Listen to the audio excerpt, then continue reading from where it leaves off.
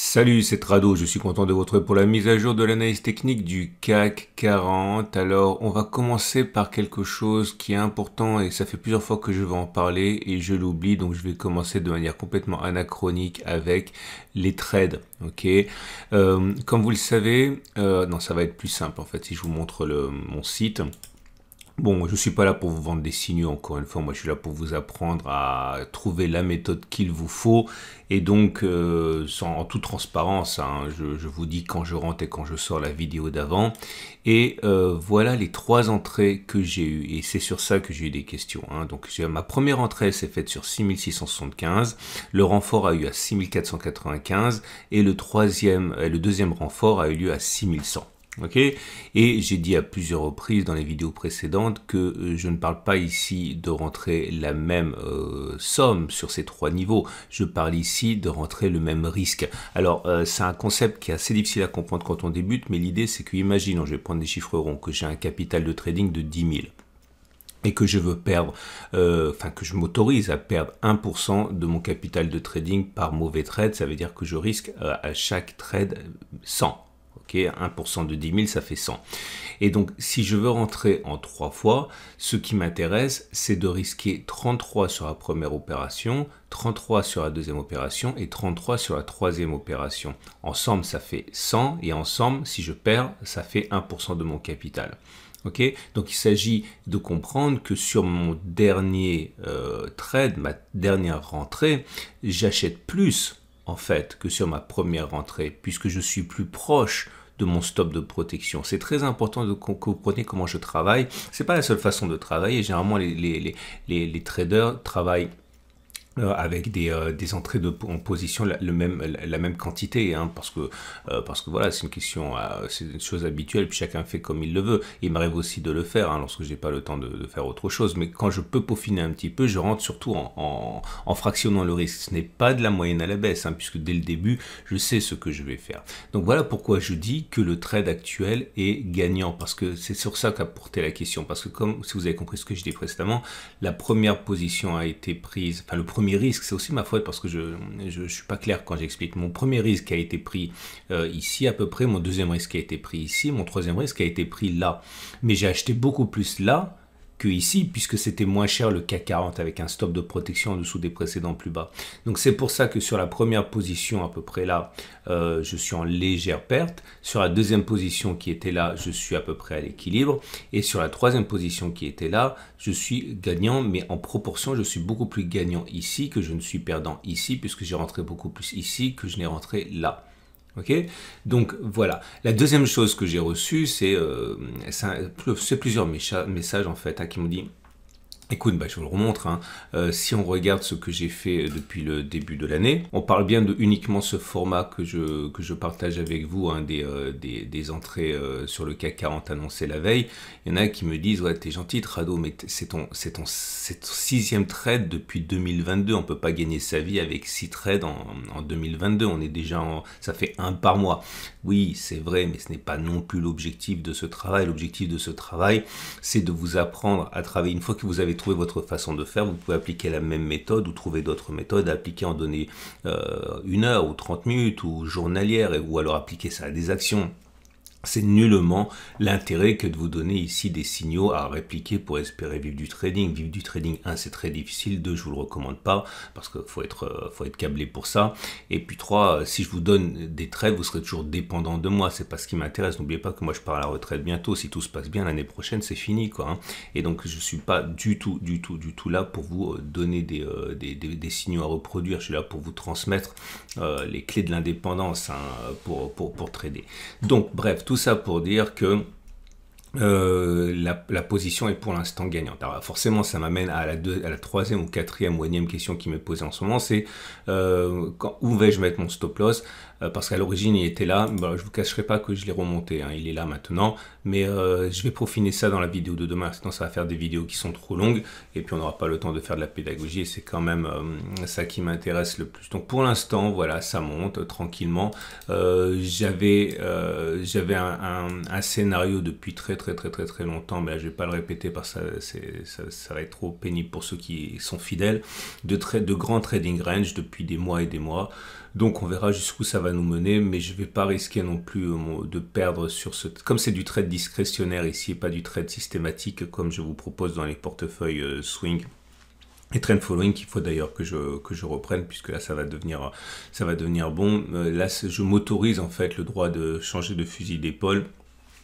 Donc le stop de protection, je le remonte. Voilà. C'en est terminé de la parenthèse. Bon bah du coup, forcément je digresse, ça va autant digresser complètement. Je vous rappelle que je ne savais absolument pas que ça allait rebondir. J'avais un scénario, j'ai décidé d'acheter en 3 fois, j'ai mis un stop de protection là, puis après advienne que pourra, je ne savais absolument pas ce qui va se passer. On n'a pas besoin de savoir ce qui va se passer en trading, il faut simplement gérer le risque et gérer les positions. Et l'idée effectivement c'est que ça nous amènera où ça nous amènera, mais en tout cas vous voyez l'intérêt de la méthode d'accumulation rationnelle. Je n'insisterai jamais suffisamment. Cette technique de l'accumulation rationnelle est sans doute la plus simple et la plus lucrative pour le temps passé dessus que vous puissiez trouver. Il faut vraiment que vous pensiez au trading comme anecdotique par rapport à l'investissement de long terme. Le trading c'est difficile, le trading c'est addictif, l'investissement c'est ce qu'il vous faut, et pensez à regarder ce format sur l'accumulation rationnelle. Et vous voyez, à titre personnel, comme je l'ai dit dans mes vidéos, j'ai renforcé sur ces zones là qui sont maintenant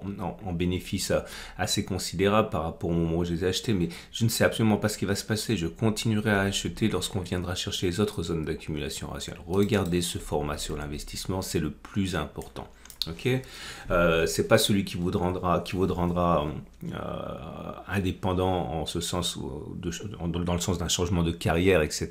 Mais c'est celui qui vous permet de bâtir votre liberté à long terme, hein, à l'échelle de plusieurs décennies, etc. Ne négligez pas l'investissement, jamais. Bref, trêve de digression, beaucoup de choses à dire. On avait une vague de Wolf ici. 1, 2, 3, 4, 5, et l'objectif d'aller chercher le niveau du point 4 est quasiment rallié. Ok, certains prendraient des profits partiels sur ce niveau, j'y reviendrai plus tard. En tout cas, l'objectif n'est pas encore rallié, mais il est plausible que l'on aille chercher 6550. Hein. J'arrête tout de suite la vague de Wolf parce qu'on n'y voit plus rien. On avait également une autre chose à suivre, c'était le SAR. On avait expliqué qu'il était beaucoup plus plausible d'aller clôturer au-dessus de 6445 que de ne pas le faire. Ça y est, c'est fait également. Et ceux qui sont rentrés progressivement pendant la chute sont dans une forme de rentrée progressive, hein, comme je l'ai fait pour mon trade. Eh bien, là, peuvent éventuellement envisager de prendre leur profit sur ce trade particulier basé sur ce test particulier du SAR. Autre chose que je voulais voir avec vous au niveau de ce qui s'est bien passé. Ah oui, le 3-line break. Alors là, c'est pareil, hein, c'est toujours quand ça va mal qu'on a tendance à remettre en question les statistiques, hein, mais les statistiques avaient dit qu'il était beaucoup plus plausible que l'on ait une bougie verte, un bloc vert qu'un bloc rouge après ce premier bloc vert. On l'a testé, voilà, c'est fait. Maintenant, on ne sait pas ce qui va se passer ce coup-ci, mais on sait ce qui se passe sur 100 fois. Et donc, à partir de là, il faut respecter les stats, sinon ça ne sert à rien d'en faire, quoi. Et c'est justement l'esprit du trading discrétionnaire que j'utilise tout autant, sinon plus que les trades systématiques, comme celui que je viens de partager avec vous d'ailleurs. Ensuite, on a une oblique ici, c'est pas que si on la casse, on ira forcément plus haut, mais si on la casse, il y a beaucoup de traders qui vont parier sur le fait qu'on va aller plus haut et qui risquent d'acheter si on clôture au-dessus de cette zone. Donc il risque d'y avoir une accélération haussière. Attention, pour moi, le premier obstacle important, et je l'ai dit et je l'ai répété à moult reprises, c'est cette résistance hebdomadaire, niveau à partir duquel les attaques baissières précédentes ont eu lieu. Hein. Donc attention aux 6765, 6558, soyez pas le dindon de la farce. Hein. C'est sur ces niveaux-là que beaucoup d'acheteurs vont prendre leur profit, hein, notamment sans doute moi partiellement, si on y va. Ce qui nous amène maintenant, puisque je l'ai sous les yeux, la courbe Copox, c'est un truc que j'aime beaucoup. Malheureusement, il est très peu disponible, le courbe Copox, sur les plateformes en général. N'oubliez pas que si vous voulez la même plateforme que moi, vous avez un lien juste en dessous, c'est PRT. Et on a déjà testé stratégie, j'y reviendrai demain, puisque c'est un indicateur que j'aime beaucoup. Là, ça fait une vidéo trop longue, mais il vient de délivrer son signal positif, courbe Copox. Il fait suite aux autres qui ont déjà donné leur signal. Je rappelle que Stochastic a été le premier à le redonner, puisque Stochastic avait donné un premier signal qui était ici, il a redonné un deuxième signal, c'était sur cette bougie-ci. Voilà, c'est toujours pareil, c'est quand on n'y croit pas que finalement les statistiques se rappellent à notre bon souvenir, et si vous étiez rentré au moment où le Stochastic a donné son signal, c'est un trade qui est déjà très largement gagnant. Bref, je passe maintenant à l'Ishimoku, non, les moyennes mobiles. La moyenne mobile à cette période est toujours, on va dire, monte descend. La tendance immédiate est plutôt neutre, hein. Mais c'est normal parce qu'on est confiné par le haut par une oblique et par le bas une autre oblique. Bref, c'est de la congestion tout ça. Et les indicateurs techniques, plus c'est court, plus ça perd la tête, hein, dans ce genre de situation. Et la moyenne mobile à cette période, voilà, elle monte, elle descend, elle monte, elle descend. La moyenne mobile à 20 périodes, attention, elle n'est plus baissière, hein, puisque vous pouvez le voir. Si elle est baissière, mais on est au-dessus, donc la tendance générale, elle est neutre. Tension, croisement faible, M7, M20, on a déjà testé ça. Vous savez ce que ça veut dire, hein. Sinon, reportez-vous à votre pack total trado avec les exercices corrigés, mais on sait que c'est à double tranchant ça. La moyenne mobile à 50 périodes, pareil, c'est plat, on est au-dessus, enfin c'est légèrement descendant, on est au-dessus. La moyenne mobile étant plate, on dira que la tendance de fond est neutre. Le plus important, c'est la moyenne mobile à 200 jours à tendance de long terme qui est toujours baissière pour l'instant. Ce qui nous amène pour terminer à l'Ishimoku. L'Ishimoku qui nous dit que c'est toujours neutre avec, on va dire, ballottage favorable au baissier puisque on est certes en dessous du... Ah non, j'ai dit des bêtises, j'ai mal regardé tout à l'heure. On est dans le nuage, hein. On est dans le nuage à présent, donc c'est vraiment neutre pour le coup. Bon, c'était pas vraiment très important qu'on y soit dans le nuage, puisqu'on était déjà dans un régime de nuage à plat, comme ça, donc ça veut déjà dire qu'on est en tendance neutre. Mais là, effectivement, c'est neutre de chez neutre, hein, puisque on est dans le nuage, la lagging span confirme, on est dans le nuage, donc voilà, c'est neutre. Et on va donc terminer avec les trades du jour. Et les trades du jour, je vous rappelle que mon sponsor bien aimé, c'est IG. IG, qui est mon sponsor maintenant depuis très longtemps. Et vous pouvez trader avec des Turbo 24, des CFD. C'est le numéro 1 mondial du CFD. Mais il fait aussi des Turbo 24. Bref, c'est parfait pour entrer en plusieurs fois parce que c'est très économique. Et je vous rappelle, alors si vous voulez vous essayer pour le coup au trading de court terme sur autre chose que les actions ou les indices, vous pouvez passer effectivement par le marché d'échange. Bref, j'ai une affection toute particulière pour le forex à titre personnel. Ça me permet de trader lorsque les choses sont pas trop en tendance ou plus difficiles, hein. Et donc, comment trader? Si vous êtes vendeur, je l'ai dit, je le répète, hein, moi j'ai rien avant cette zone. Okay, pas parce que ça va forcément entraîner une baisse, hein. C'est vrai que ça a entraîné une baisse les précédentes fois, mais là sur cette zone, il y a beaucoup de traders haussiers qui vont vendre leur position et d'autres qui vont construire une position baissière. Bon, j'achèterai pas dans cette zone et au contraire, hein, je commencerai à spéculer à la baisse dans cette zone avec un stop de protection par exemple au-dessus de ça. Si vous êtes haussier, c'est un petit peu tard déjà parce que l'idée c'est pas d'acheter, l'idée c'est de trouver quelque chose avec un stop de protection qui vous garantisse une gestion des risques et de l'argent assez saine. Et là le problème c'est que j'ai plus rien à vous proposer avec un stop de protection intéressant parce que votre stop de protection, allez, au mieux il est en dessous des précédents plus bas, 6,6%, ça vous amène à un objectif, voilà, bien au-dessus des résistances pour que ce soit intéressant avec un ratio gain-risque de 1 pour 1 et 50% de chance d'avoir raison. C'est un peu compliqué. Donc si on veut vraiment acheter, je pense qu'il faut mettre le stop de protection en dessous de la bougie de vendredi.